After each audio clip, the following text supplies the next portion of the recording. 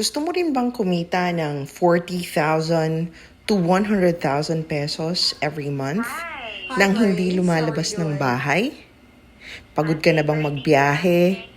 Pagod ka na bang pumila sa MRT, sumakay ng bus para lang pumasok ng trabaho?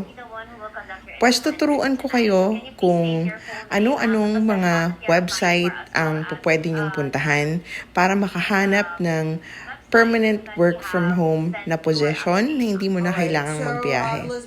Simulan natin sa aking paborito, onlinejobs.ph. So, ang onlinejobs.ph ay isang platform ng mga freelancers tsaka mga clients sa US. So, nagpo-post ang mga direct clients. Meron din ditong mga recruitment agencies na nagpo-post ng job ads para sa mga US clients, Australian clients, pero mostly US.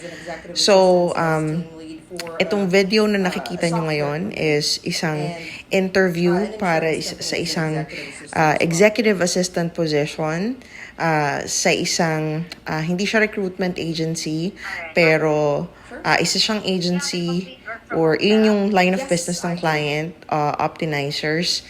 Nag-post sila ng job ad regarding executive assistant position. Hindi nila nilagay kung magkano, nakalagay to be determined, so TBD yung nakalagay. But anyways, nakita ko tong job ad na to sa onlinejobs.ph.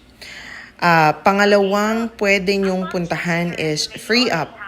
So, ilalagay ko sa video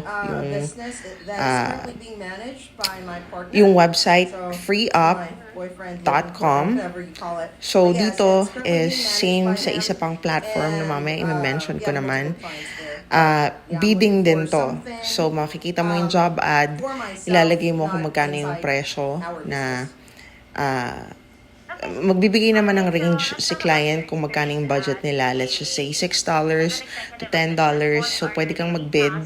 Ang kaibahan lang ng onlinejobs.ph tsaka sa FreeUp. Sa FreeUp, sasahod ka inside the FreeUp platform. So, merong cut si FreeUp sa sweldo mo since dun dadaan. Pangatlo naman na pwede nyong puntahan is upwork.com. So, ang Upwork naman is parang si FreeUp, kaso bidding din to. So, depende kung sino may pinakamurang bid. Kunyari, nagbigay ng budget si client na $5 to $15. So, sabihin natin mataas yung budget niya, $15. Pero kung may mga freelancers na nagsabi na kaya nilang gawin yung trabaho ng $6 per hour lang, tapos ikaw ang bid mo is around $10. So, most likely, yung bid is papupunta dun sa qualified pero mas mura sumingil. So, hindi pa ako nakakuha ng client dun sa Upwork, pero I've managed to get multiple clients sa onlinejobs.ph at saka sa freeup.com. So, yun yung ni-recommend ko. Again, salamat sa panonood. Happy job hunting!